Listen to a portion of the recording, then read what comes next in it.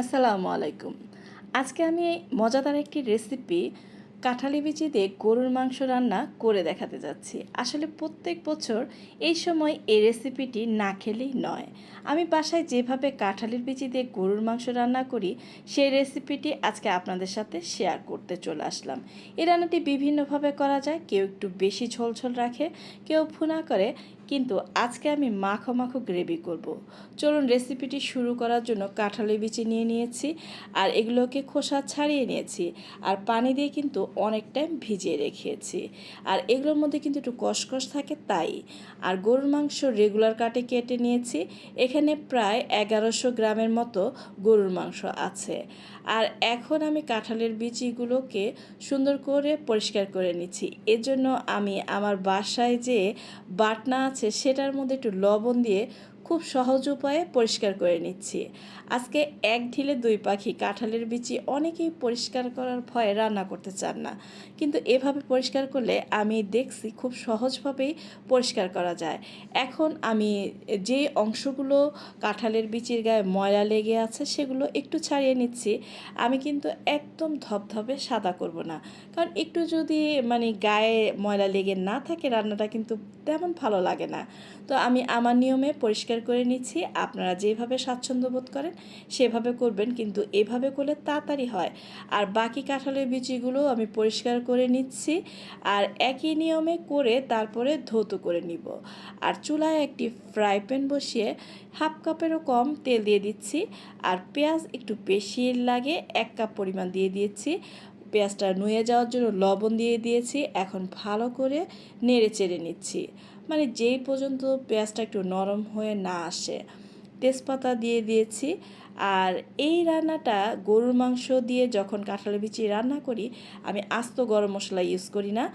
বাটা মশলার মধ্যে দিয়ে দিয়েছি আদা রসুন বাটা 2 টেবিল চামচ আদা, 2 টেবিল চামচ রসুন, 1 টেবিল চামচ জিরার গুঁড়া, 1 টেবিল চামচ হলুদের গুঁড়া, 1 টেবিল চামচ ধনিয়ার গুঁড়া আর 2 টেবিল চামচ মরিচের ফাঁকি। ঝালটা আপনারা আপনাদের কম বেশি নিয়মে দিয়ে নেবেন, অর্থাৎ যে যেভাবে খেতে পছন্দ করেন। কেউ একটু কম ঝাল দেয়, কেউ বেশি দেয়।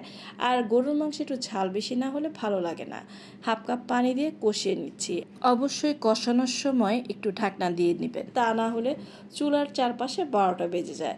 তাই এভাবে আস্তে আস্তে করে আমি মশলাটা ভালো করে কষিয়ে নিচ্ছি। আর এখন গরুর মাংসটা ধুয়ে পানি ছড়া দিয়ে রেখেছিলাম সেটা দিয়ে দিচ্ছি। আর গরুর মাংসটা যত সুন্দর করে কষানো যায় তত সুন্দর আমি বলবো যে তরকারিটা মজা হয়।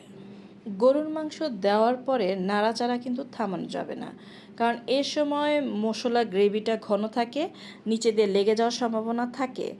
আর এ সময় কিন্তু আমরা গরুর মাংস থেকে পানি বের হলে তেমন একটা লেগে যায় না, তখন কষানো যায়। প্রথম অবস্থায় আগুন একটু বাড়ানো থাকে, পরে আগুন মিডিয়াম টু লো হিটে দিয়ে আমরা কষিয়ে নিব। আর গরম মশলার গুঁড়াটা আমি এ পর্যায়ে 1 চামচ দিয়েছি।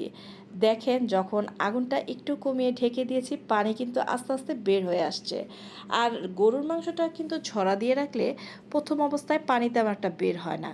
আর আপনি যদি পানি সহ দিয়ে দেন সে পর্যায়ে কিন্তু অনেক পরিমাণে পানি বের হয়ে যায়। তো এই যে কিছু টিপস আছে রান্না করার সময় দাঁড়ালে, কিছু সময় আগুন কমিয়ে দিতে হয়, বাড়িয়ে দিতে হয়।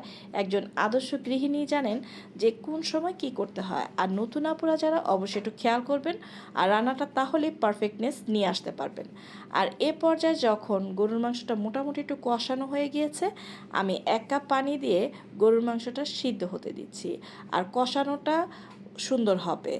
দেখেন যে পর্যন্ত উপর দিয়ে তেল ভেসে না আসছে সেই পর্যন্ত কিছু টাইম ঢেকে রাখছি, আবার অফ ক্যামেরায় নেড়ে চেড়ে দিয়েছি। তেলটা কিভাবে ভেসে উঠেছে। এখন এ পর্যায়ে আমরা কাঁঠালের বিচি পানিতে ভিজিয়ে রেখেছিলাম সেখান থেকে দিয়ে দিব। আর কাঁঠালের বিচিটা যেভাবে দেখিয়েছি এভাবে দিলে কিন্তু আপনার তরকারি কালারটা কালচে হবে না। আর আপনারা যদি কাঁঠালের বিচি খোসা সহ দেন, উপরে যে পাতলা ময়লাটা থাকে, তখনও একটু গরম পানি দিয়ে ধুয়ে দিলেও কালো হয় না। তো কিছু কিছু টিপস আছে, যখন আপনি 2-3 বার রান্না করবেন তখন বুঝে যাবেন যে কিভাবে কখন কিভাবে দিতে হয়। তো আমি এদিক দিয়ে কাঁঠালি বিচি কষানো হয়ে যাওয়ার পর 3 কাপ পানি দিয়েছি। আপনারা আপনাদের প্রয়োজন মতো পানি দিয়ে নেবেন।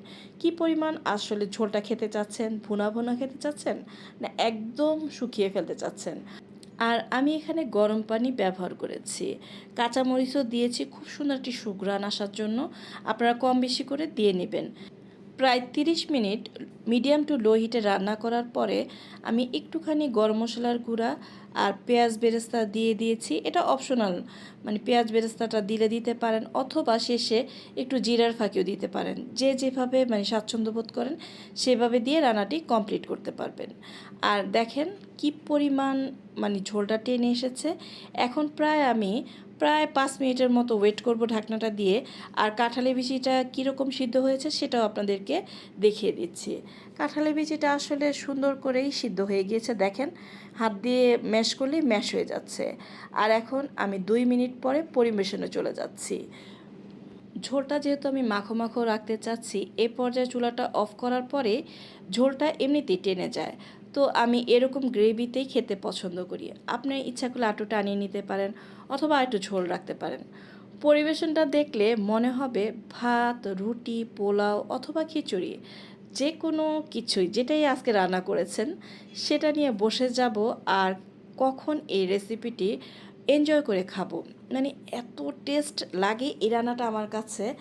অবশ্যই যারা কাঁঠালি বিচিতে গরুর মাংস খেয়েছেন তারা তো অবশ্যই জানেন যেটা কখনোই ভোলার মতো না। আজকে আমার রেসিপিটি যদি ভালো লাগে লাইক দিয়ে পুরো ভিডিওটি দেখবেন। আর বেশি ভালো লেগে গেলে ফ্রেন্ড অ্যান্ড ফ্যামিলির সাথে শেয়ার করবেন, সুন্দর একটি কমেন্ট করবেন, আমাদের চ্যানেলের পাশে থাকবেন পরবর্তী ভিডিও দেখার জন্য। সবার সুস্থতা কামনা করছি। আর আমাদের জন্য দোয়া করবেন, আমরা জানি নিত্য নতুন রেসিপি নিয়ে আপনাদের সামনে হাজির হতে পারি। আল্লাহ হাফেজ।